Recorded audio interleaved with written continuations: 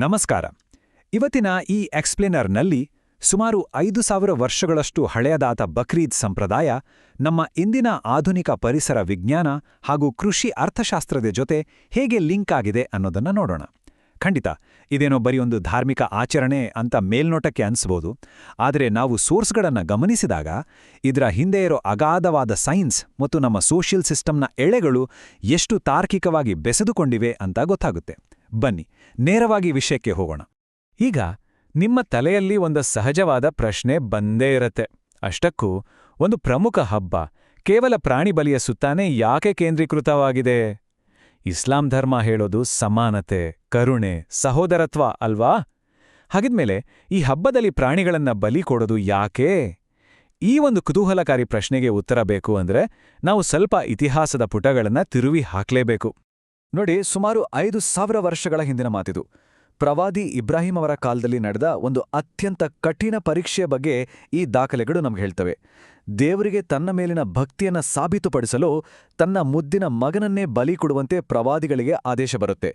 ಇದು ಬಕ್ರೀದ್ ಹಬ್ಬದ historical base ಅಂತಾನೆ ಹೇಳ್ಬೋದು. ಇಲ್ಲಿ ಅಚ್ಚರಿಯ ವಿಷಯ ಏನಪ್ಪಾ ಅಂದ್ರೆ, ಆ ಮಗ ಕೂಡ ಯಾವುದೇ ಅಂಜಿಕೆ ಇಲ್ಲದೆ ದೇವರಿಗೋಸ್ಕರ ತನ್ನ ಪ್ರಾಣ ಕೊಡಲು ರೆಡಿ ಆಗ್ತಾನೆ. ಯೋಚನೆ ಮಾಡಿ, ಇದಕ್ಕಿಂತ ದೊಡ್ಡ ತ್ಯಾಗ ಬೇರೊಂದಿದೆಯಾ? ಸೊ ಇಲ್ಲಿ ನಾವು ಅರ್ಥ ಮಾಡ್ಕೊಳ್ಬೇಕಾದ ಮೇನ್ ಪಾಯಿಂಟ್ ಏನಂದ್ರೆ, ಬಕ್ರೀದ್ ಅನ್ನೋದು ಕೇವಲ ಒಂದು ಆಚರಣೆ ಅಲ್ಲ, ಅದು ದೇವರ ಮೇಲಿನ ಸಂಪೂರ್ಣ ಶರಣಾಗತಿಯ ಸಂಕೇತ. ಪ್ರವಾದಿಗಳು ಆ ಕಠಿಣ ಪರೀಕ್ಷೆಯಲ್ಲಿ ಗೆದ್ದಾಗ ಕೊನೆಯ ಕ್ಷಣದಲ್ಲಿ ಮಗನ ಜಾಗದಲ್ಲಿ ಪವಾಡ ಸದೃಶವಾಗಿ ಒಂದು ಪ್ರಾಣಿಯನ್ನ ಬಲಿ ನೀಡಲು ದೇವರು ಸೂಚಿಸ್ತಾನೆ. ಅಂದ್ರೆ ದೇವರಿಗಾಗಿ ತನ್ನ ಸರ್ವಸ್ವವನ್ನು ತ್ಯಾಗ ಮಾಡಕ್ಕೆ ಸಿದ್ಧರಿರೋ ಆ ಪ್ಯೂರಾದ ಮನಸ್ಥಿತಿ ಇದೆಯಲ್ಲ, ಅದೇ ಬಕ್ರೀದ್ನ ನಿಜವಾದ ಸಂದೇಶ. ಇದ್ರ ಜೊತೆಗೆ ಕುರಾನ್ನ 22ನೇ ಅಧ್ಯಾಯದ 37ನೇ ವಾಕ್ಯದಲ್ಲಿ ನಮ್ಮೆಲ್ಲರ ಒಂದು ದೊಡ್ಡ ತಪ್ಪುಗ್ರಹಿಕೆಯನ್ನ ತುಂಬಾ ಕ್ಲಿಯರ್ ಆಗಿ ದೂರ ಮಾಡಲಾಗಿದೆ. ದೇವರಿಗೆ ತಲುಪುವುದು ಆ ಪ್ರಾಣಿಯ ಮಾಂಸ ಅಥವಾ ರಕ್ತ ಖಂಡಿತ ಅಲ್ಲ, ಬದಲಾಗಿ ಭಕ್ತನ ಒಳಗಿರುವ ದೈವಭಕ್ತಿ ಮತ್ತು ನಿಷ್ಠೆ ಮಾತ್ರ. ಪ್ರಾಣಿಯನ್ನ ಬಲಿಪೊಟ್ಟು ಆ ಮಾಂಸವನ್ನ ಬಡವರಿಗೆ, ಸಂಬಂಧಿಕರಿಗೆ ಹಂಚಿದ್ರೂ ದೇವರ ದೃಷ್ಟಿಯಲ್ಲಿ ಆ ತ್ಯಾಗದ ಹಿಂದಿರೋ ಆಧ್ಯಾತ್ಮಿಕ ಭಾವನೆ ಮಾತ್ರ ಕೌಂಟ್ ಆಗುತ್ತೆ. It's not just A show, ಇದು ಆಂತರಿಕ ಶುದ್ಧಿಯ ಒಂದು ದೊಡ್ಡ ಉದಾಹರಣೆ. ಸರಿ, ಈಗ ಧಾರ್ಮಿಕ ಚೌಕಟ್ಟಿನಿಂದ ಸ್ವಲ್ಪ ಹೊರಬಂದು ಪ್ರಕೃತಿಯ ನಿಯಮಗಳ ಕಡೆ ನೋಡೋಣ. ಆಹಾರಕ್ಕಾಗಿ ಪ್ರಾಣಿಗಳನ್ನ ಕೊಲ್ಲೋದು ಪಾಪವೇ? ಈ ಪ್ರಶ್ನೆ ಖಂಡಿತ ನಮಗೆಲ್ಲರಿಗೂ ಒಮ್ಮೆ ಆದ್ರೂ ಕಾಡಿರುತ್ತಲ್ವಾ?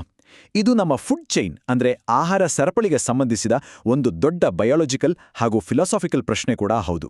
ಇಲ್ಲಿ ಜೀವಿಗಳ ಉಳಿವಿಗಾಗಿ ಇನ್ನೊಂದು ಜೀವಿಯನ್ನ ಅವಲಂಬಿಸಿರೋ ಪ್ರಕೃತಿಯ ಹಾರ್ಡ್ ರಿಯಾಲಿಟಿಯನ್ನ ನಾವು ಅರ್ಥ ಮಾಡ್ಕೊಳ್ಳೇಬೇಕು. ಈಗ ಎಕಾಲಜಿಯ ಆಂಗಲ್ನಿಂದ ನೋಡಿದ್ರೆ ಒಂದು ಅದ್ಭುತವಾದ ಫ್ಯಾಕ್ಟ್ ನಮಗೆ ಗೊತ್ತಾಗುತ್ತೆ. ನೋಡಿ, ಭೂಮಿ ಮೇಲೆ ಪ್ರಾಣಿಗಳ ಪಾಪ್ಯುಲೇಷನ್ ಕಂಟ್ರೋಲ್ ಆಗಿಲ್ಲ ಅಂದ್ರೆ ಏನಾಗತ್ತೆ? ಸಸ್ಯಾಹಾರಿ ಪ್ರಾಣಿಗಳು ಸಿಕ್ಕಾಪಟ್ಟೆ ಬೆಳೆದು ಕಾಡಲ್ಲಿರೋ ಗಿಡ ಮರಗಳನ್ನೆಲ್ಲ ಬಹುಬೇಗನೆ ತಿಂದು ಮುಗಿಸ್ಬಿಡ್ತವೆ.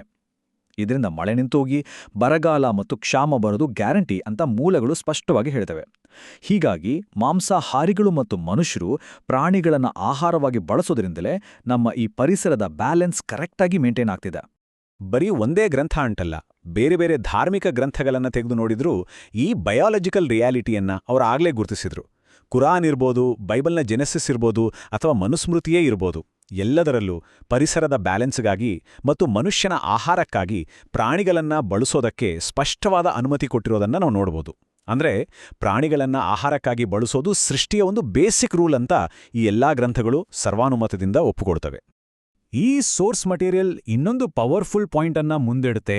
ಪಾಪ ಮತ್ತು ಪುಣ್ಯ ಅಂದ್ರೆ ಏನು? ಇದನ್ನ ಡಿಸೈಡ್ ಮಾಡೋದು ಮನುಷ್ಯನ ಬದಲಾಗುವ ಬುದ್ಧಿಶಕ್ತಿ ಅಥವಾ ಮೆಜಾರಿಟಿ ಜನರ ಒಪಿನಿಯನ್ ಅಲ್ಲ, ಬದಲಾಗಿ ಅದು ಕೇವಲ ದೈವಿಕ ಜ್ಞಾನದಿಂದ ಮಾತ್ರ ನಿರ್ಧಾರ ಆಗುತ್ತೆ ಅಂತ ಅದು ವಾದಿಸುತ್ತೆ. ಪ್ರಕೃತಿಯನ್ನ ಸೃಷ್ಟಿ ಮಾಡಿರೋನೇ ಅದು ರೂಲ್ಸ್ ಮಾಡೋದಲ್ವಾ? ಅವನು ಯಾವುದನ್ನ ಮಾಡು ಅಂತಾನೋ ಅದು ಪುಣ್ಯ, ಯಾವುದನ್ನ ಬೇಡ ಅಂತಾನೋ ಅದು ಪಾಪ ಅನ್ನೋದು ಇಲ್ಲಿನ ಸ್ಟ್ರಾಂಗ್ ಬೇಸಿಕ್ ಪ್ರಿನ್ಸಿಪಲ್. ನಿಮಗ್ ಗೊತ್ತಾ, ಈ ಮೂಲಗಳಲ್ಲಿ ಉಲ್ಲೇಖಿಸಿರೋ ಒಂದು ತುಂಬಾನೇ ಇಂಟ್ರೆಸ್ಟಿಂಗ್ ಮತ್ತು ಸೆನ್ಸಿಟಿವ್ ವಿಷಯ ಅಂದ್ರೆ ಕರುಣೆಯ ವಿರೋಧಾಭಾಸ, ಅಂದ್ರೆ ಕಂಪ್ಯಾಷನ್ ಪ್ಯಾರಡಾಕ್ಸ್. ಬಲಿ ಕೊಡುವಾಗ ಪ್ರಾಣಿಯನ್ನ ನೋಡಿ ಮನುಷ್ಯನಿಗೆ ಕರುಣೆ ಅಥವಾ ಸಂಕಟ ಆದ್ರೆ ಅದಕ್ಕೂ ದೇವರು ಪುಣ್ಯ ಕೊಡುತ್ತಾನಂತೆ. ಅಂದ್ರೆ ಇದೇನೋ ಒಂದು ಮೆಕ್ಯಾನಿಕಲ್ ಪ್ರೋಸೆಸ್ ಅಲ್ಲ, ಇದನ್ನು ಇಮೋಷನಲಿ ತುಂಬಾನೇ ಕಷ್ಟದ ಕೆಲಸ ಅಂತ ಇದು ಗುರುತಿಸುತ್ತೆ. ನಮ್ಮ ಮನಸ್ಸಲ್ಲಿ ಕರುಣೆ ಇಟ್ಟಿರೋ ಅದೇ ಶಕ್ತಿ ಪರಿಸರ ಬ್ಯಾಲೆನ್ಸ್ ಮತ್ತು ಫುಡ್ಗಾಗಿ ಪ್ರಾಣಿಯನ್ನ ಬಳಸೋಕ್ಕೂ ಅನುಮತಿ ಕೊಟ್ಟಿದೆ ಅನ್ನೋದು ನಿಜಕ್ಕೂ ಒಂದು ಡೀಪ್ ಪ್ಯಾರಡಾಕ್ಸ್. ಈಗ ಇದನ್ನ ಸ್ವಲ್ಪ ಪ್ರಾಕ್ಟಿಕಲ್ ಆಗಿ ನಮ್ಮ ಹಿಂದಿನ ಸೋಷಿಯಲ್ ಮತ್ತು ಎಕನಾಮಿಕ್ ರಿಯಾಲಿಟಿಗೆ ಕನೆಕ್ಟ್ ಮಾಡೋಣ. ವಯಸ್ಸಾದ ಜಾನುವಾರುಗಳನ್ನ ಸಾಕುವ ರೈತರಿಗೆ ಬಕ್ರೀದ್ ಒಂದು ದೊಡ್ಡ ಎಕನಾಮಿಕ್ ಸಪೋರ್ಟ್ ಅಂತಾನೇ ಹೇಳ್ಬೋದು. ಹೌದು, ಈ ಟೈಮಲ್ಲಿ ವಯಸ್ಸಾದ ಪ್ರಾಣಿಗಳನ್ನ ಮಾರೋದರಿಂದ ರೈತನಿಗೆ ಹೊಸ ಕರುಗಳನ್ನ ಕೊಳ್ಳೋಕೆ ಬಂಡವಾಳ ಸಿಗುತ್ತೆ. ಒಂದು ವೇಳೆ ಅಯ್ಯೋ ಪಾಪ ಅಂತ ವಯಸ್ಸಾದ ಪ್ರಾಣಿಗನ್ನ ಹಾಗೆ ಬೀದಿಗೆ ಬಿಟ್ರೆ ಏನಾಡುತ್ತೆ? ಆ ಮೂಕ ಪ್ರಾಣಿಗಳು ಊಟ ಇಲ್ಲದೆ ಸಾಯುವ ಕ್ರೂರ ವಾಸ್ತವ ಎದುರಾಗುತ್ತೆ. ಜೊತೆಗೆ ರೈತ ಕೂಡ ಆರ್ಥಿಕವಾಗಿ ದಿವಾಳಿ ಆಗ್ತಾನೆ ಅನ್ನೋದು ಇಲ್ಲಿನ ಪ್ರಾಕ್ಟಿಕಲ್ ಸತ್ಯ. ಇದೆಲ್ಲವನ್ನೂ ಒಟ್ಟಾಳಿ ಸೇರಿಸಿ ನೋಡಿದಾಗ ಕುರಾನ್ನ ಈ ಒಂದು ಪವರ್ಫುಲ್ ಸಾಲು ನೆನಪಾಗುತ್ತೆ. ದೇವರಿಗೆ ತಿಳಿದಿದೆ ಮತ್ತು ಮಾನವರಿಗೆ ತಿಳಿದಿಲ್ಲ ಅಂತ. ಇದು ಒಂಥರ ಇಡೀ ಕಾನ್ಸೆಪ್ಟ್ನ ಅಲ್ಟಿಮೇಟ್ ಬಾಟಮ್ ಲೈನ್. ಮನುಷ್ಯನ ತಿಳುವಳಿಕೆ ತುಂಬ ಲಿಮಿಟೆಡ್ ಆಗಿದೆ. ಮೇಲ್ನೋಟಕ್ಕೆ ನಮಗೆ ಯಾವುದೋ ಒಂದು ವಿಷಯ ಕೆಟ್ಟದ್ದು ಅಂತ ಅನ್ಸ್ಬೋದು, ಆದರೆ ಲಾಂಗ್ ರನ್ನಲ್ಲಿ ಅದರಿಂದ ದೊಡ್ಡ ಒಳಿತಿರಬಹುದು. ಸೃಷ್ಟಿಯ ಹಿಂದಿನ ಆ ದೊಡ್ಡ ಲೆಕ್ಕಾಚಾರ ಆ ಮಾಸ್ಟರ್ ಮೈಂಡ್ಗೆ ಮಾತ್ರ ಗೊತ್ತು ಅಲ್ವಾ? ಸೊ ಈ ಎಕ್ಸ್ಪ್ಲೇನರ್ನ ಕೊನೆಯಲ್ಲಿ ನಾವೆಲ್ಲರೂ ಯೋಚನೆ ಮಾಡಬೇಕಾದ ಒಂದು ಪಾಯಿಂಟ್ ಇದೆ. ಮನುಷ್ಯನ ಆಲೋಚನೆಯ ಬೌಂಡ್ರಿಗಳನ್ನು ದಾಟಿ ನೋಡಿದಾಗ ಸಾವಿರಾರು ವರ್ಷಗಳ ಹಿಂದಿನ ಈ ಆಧ್ಯಾತ್ಮಿಕ ಆಚರಣೆಗಳು ಇಂದಿನ ನಮ್ಮ ಇಕಲಾಜಿಕಲ್ ಬ್ಯಾಲೆನ್ಸ್ ಮತ್ತು ಆರ್ಥಿಕತೆಯ ಜೊತೆ ಎಷ್ಟು ಪರ್ಫೆಕ್ಟ್ ಆಗಿ ಮ್ಯಾಚ್ ಆಗ್ತವೆ ಅನ್ನೋದು ನಿಜಕ್ಕೂ ಆಶ್ಚರ್ಯ ಅಲ್ವಾ? ಹಾಗಾದ್ರೆ ಕೇವಲ ಒಂದು ಹಬ್ಬದ ಹಿಂದೆ ಇಡೀ ಪ್ರಕೃತಿ ಮತ್ತು ರೈತರ ಬದುಕನ್ನ ಬ್ಯಾಲೆನ್ಸ್ ಮಾಡೋ ಇಷ್ಟೊಂದು ದೊಡ್ಡ ವಿಜ್ಞಾನ ಅಡಗಿದೆ ಅಂದ್ಮೇಲೆ ನಮ್ಮ ಈ ತರ್ಕಬದ್ಧ ತಿಳುವಳಿಕೆ ಎಲ್ಲಿ ಮುಗಿಯುತ್ತೆ ಮತ್ತು ಆ ಅಗಾಧವಾದ ದೈವಿಕ ಬುದ್ಧಿವಂತಿಕೆ ಎಲ್ಲಿಂದ ಶುರುವಾಗುತ್ತೆ? ಒಮ್ಮೆ ಯೋಚಿಸಿ.